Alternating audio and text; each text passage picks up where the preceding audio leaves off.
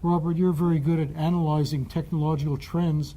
What do you think are some of the most important tech trends in the world today? Well, I was just talking to an entrepreneur on the way here, and he built a mapping system that sold to Nokia a few years ago, and now he's thinking about what's next.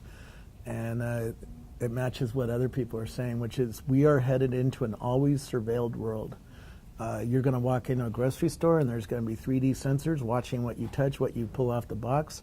Your car, Mercedes at the CES this year announced a contextual car that is surveilling the heck out of you. It knows whether you're doing donuts in the parking lot. It knows whether you're sitting in the driver's seat or the passenger seat. It knows by using 3D sensors whether you're falling asleep or whether you're paying attention to the road, and on and on and on. The world that we're seeing heading into is a world of sensors. 3D sensors a year ago were $100 and something from PrimeSense. Apple just bought them. Today they're $20, and I just saw one that's 50 cents. So the cost of sensors coming down is leading to this new always surveilled world. Will this surveillance be in public places, or will it invade Everywhere. the private domain too, so you're being surveilled in your own house? That's a really good question, because my wife wears a Fitbit and she's lost 40 pounds with it, but she wears this device that has a clock and an accelerometer on it to bed. Well, what does that show her, Fitbit? What kind of data is streaming off of that device at 2 in the morning? You know? And where does that information go? I mean, who's gathering it? Well, Fitbit in this case, now, who has access to it, we really don't know. Now, what if you don't want people to know what you're doing every minute of your life? Will you have the ability to opt out? Probably not. Not completely. Certainly, I talked to Richard Stallman about this, and he wears a button say, pay cash for everything, stay off the grid, don't sign up for Facebook, don't be carrying around a smartphone with all sorts of apps on it.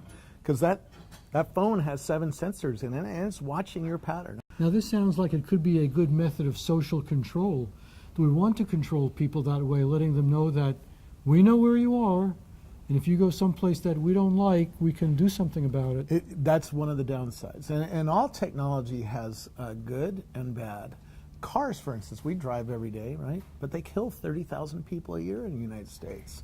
There is a definite cost to driving a car that we usually don't think about, right? But if I'm a rogue government, if I'm Iran or China, or maybe even the NSA, we can make bad things happen to you because of your data. And that is certainly a downside. On the other side, there is so much utility. Do you think having a totally surveilled society will force us to change our culture and the way we do things? That's a great question. And I think it's already starting. Marijuana is being decriminalized. Why? Because we've decided as a people this is a stupid thing to criminalize. And we're changing our culture I think, in preparation for this always surveilled world. Because if I really get to surveil you, if I really get to follow you around 24 hours a day, I know what you're doing. That's right. And I can put you in jail. Right. Well, no, let's change the rules so we can do what we want to do, right? Okay. That's not... there's going to be consequences, but if we change the rules and the taboos of our society so we can do what we want to do and still be surveilled, that makes it better for us. Otherwise, we really have to worry about staying off the grid, and that's going to be very, very difficult in the future.